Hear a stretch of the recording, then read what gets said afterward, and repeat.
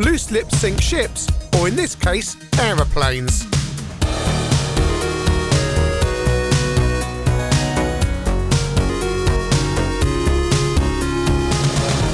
Dr. Destructo, or to give it its full name, The Island of Dr. Destructo, is a 1987 budget game from Bulldog, the sub-label of Mastertronic, that gave us games like Colony, Feud, Invasion, and a Streaker. We start off on the CPC because this is the original version of the game, and a rather laborious drawing of the screen. There's a 1 or 2 player option because, yeah, there's co-op gameplay. You are in a plane and you have to sink the ships and islands of Dr. Destructo over the course of 7 days. Now, not all of the enemies will kill you on touch. On levels, the early levels, they won't, in fact. And you'll notice what you have to do is shoot the planes that are in the sky. They will crash down and make holes in the enemy ship. It's a bit like Worms, kind of, but many years before. Over to the 64 version, coded by the masked coder, aka Richard Applin. Yes, he took on the conversion of this, the author of Fly Spy. He didn't want his name on it because he didn't think it lived up to the original Amstrad version. Sorry for any spoilers there. Apparently quite a hard game to convert because the Amstrad version uses bitmap screen to knock the chunks out of the ships. So you'll notice the screen wraps round, you can't go up, you will just get directed down again. You can fly over the ships and indeed the ocean. Spectrum version, coded by the same guys who did the Amstrad version. 48k only.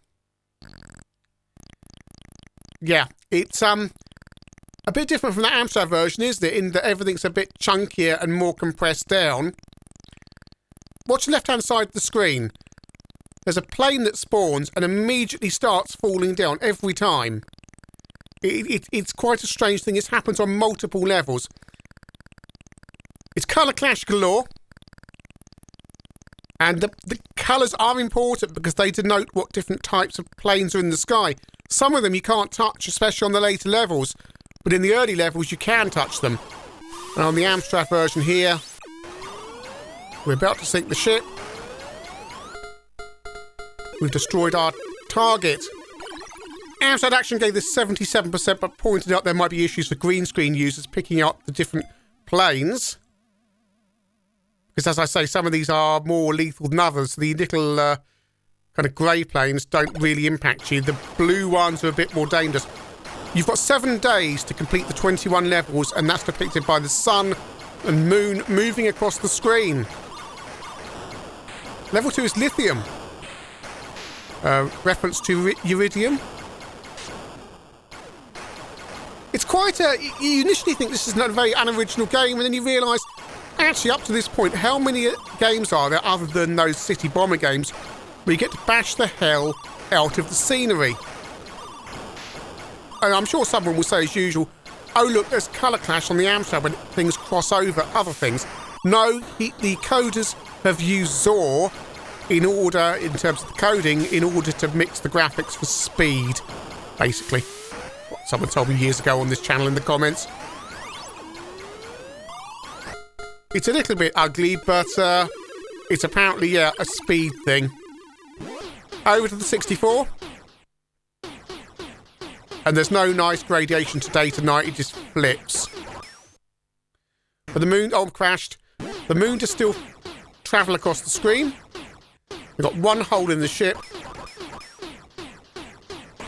There are different strategies to tackle the levels. At this stage, oh, you see, yeah, at this stage, it's already getting a little bit dangerous being higher up, in case the wrong type of plane comes your way. It's also on the 64 quite difficult to sometimes pick out where your plane is. It's not so bad now, but when we come into it later, you'll see what I mean.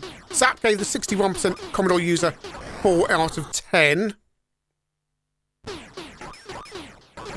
Well, we should be nearly near... There you go, one more. Each level you get a single bomb to drop from your plane. which doesn't make any difference. Look at that red plane on the left-hand side. It just keeps on spawning. It's like it's been really quickly converted to the Spectrum. The graphics are so messy. I know you need the colour, but my goodness, this is one of the worst colour clashing games I've seen on the Spectrum. They're not even working with it like that new Dizzy game does, where it's deliberate, so they've done a really good job on it. It's just, we want loads of colour. We don't quite understand how the Spectrum screen works, so we're just going to live with this.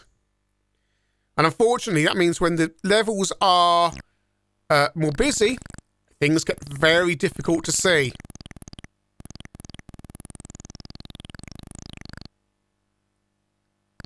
As I say, it's 21 levels. We've got 7 days to go at the moment. Day to night, again, on the Spectrum isn't depicted that way. You do get stars, but you don't get that nice gradation that you do on the Amstrad version.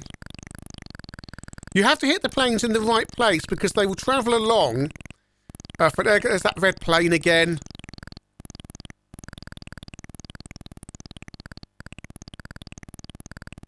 It's already on level 3. This is getting a little bit too messy. Here we go on one of the later levels, Last Resort, which is an island which you can apparently sink.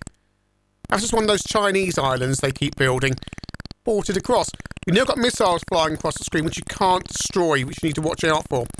C64 version onto level 9. And I can only assume the ocean you are on here has waste pumped into it by southern water. And you now get these satellite things which you can't kill. There's lots of baddies you can't shoot in this game. And now it does get, you really need to keep an eye on where your plane is. On the Amstrad, you've got this little red bit on the front. This makes it easier. This is Eugene's lair. The coder in this game, this may be a Manic Miner reference, but one of the coders in this game is also called Eugene. And yeah, I mean, when you get low down on the Amstrad as well, it does get a little bit messy. Ace reviewed the Spectrum and Amstrad versions and said it was a superb budget game. As I say, Amstrad Action really liked this, and you can see why. For $1.99, this is exactly the kind of thing you want from a budget game on your Amstrad. It's nice and polished. It looks like an Amstrad game. Yes, the zoring of the graphics is a bit dated, the kind of thing you used to see in early Amstrad games, isn't it? Level 10. Oh, we got a Clopper Castle reference. One for the teenagers. And again, I'm now finding it hard to see where I am. And also on the 64, there's some really unfortunate spawning positions. See? I just keep on dying. I keep respawning and dying in the wrong place. Echo Beach, level 12 on the Spectrum. Another island that I can sink. Look at the mess down there when I'm flying down the bottom.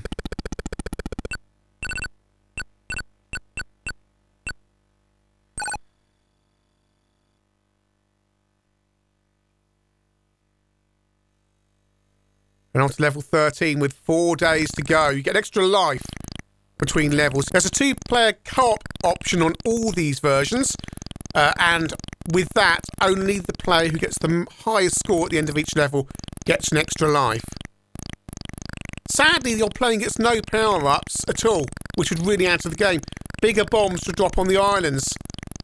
This is one of the final levels, End of the World. I think it's like level 19. You want to aim for the weakest point on the island, but the trouble is you need to predict where the enemies are going to fall. Also, when some of the enemies are shot, they become lethal when they drop out of the sky as well. Which isn't good in terms of some of the cluttering of the graphics, especially on the Spectrum.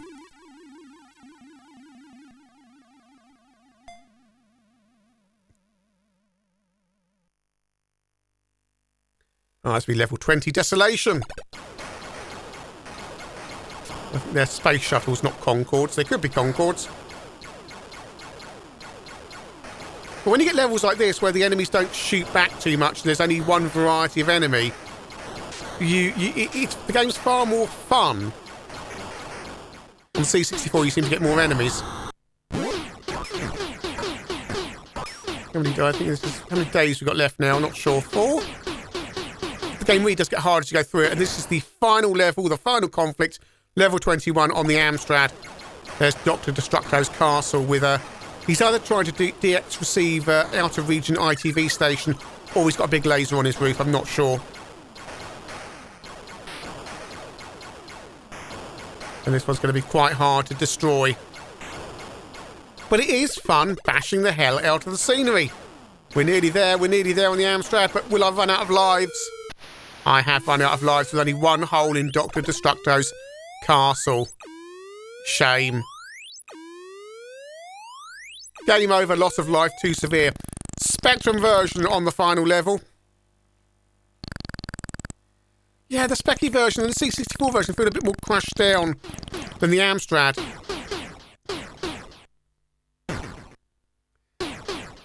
And that's Dr. Destructo's castle being destroyed on the Spectrum. End of the game. Player 1 wins an extra life. Why? Today you win, tomorrow you shall kneel before me. And the game restarts. The magazine reviews of the day reflect how Dr. Destructo appeared on each of these 3 versions. The original Amstrad version is exactly what you want from your £1.99 budget game. It feels familiar, yet gives you something new in terms of blowing up the scenery. It looks nice, yeah, there's no music, perhaps there could be power-ups, but you can have some fun on your Saturday afternoon after you've been to the shops with this game. And indeed, I believe someone's actually remade this all these years later because they enjoyed the original game so much. C64 version, Richard Applin was probably correct to keep his name off of this game. It looks like a conversion he didn't get much time to do, and really the game was optimised for the way the Amstrad works with the bitmap display, so it probably was quite difficult to port this onto the 64 in a limited time. Although you do get some David Whittaker music on the C64 version, it's very short and it's only on the title screen. On the 64, it's just a very average budget game. You wouldn't be displeased with it, but it's nothing special. The Spectrum version, I'm afraid it is just a bit of a mess. It's clearly been ported by the same coders who did the Amstrad version, and very quickly. They didn't really take into account the Spectrum's colour clashing, and when there's a lot going on, the game becomes a complete and utter mess. The Island of Dr. Destructo isn't a standout title, but on the Amstrad, as I said, this is exactly what you look for from a budget game, and it's nice to see a proper Amstrad version rather than something that's been shoved from the C64 or the Spectrum onto the CPC. This time, it's gone the other way, and sadly you can see the results of that on the 64 and the Spectrum.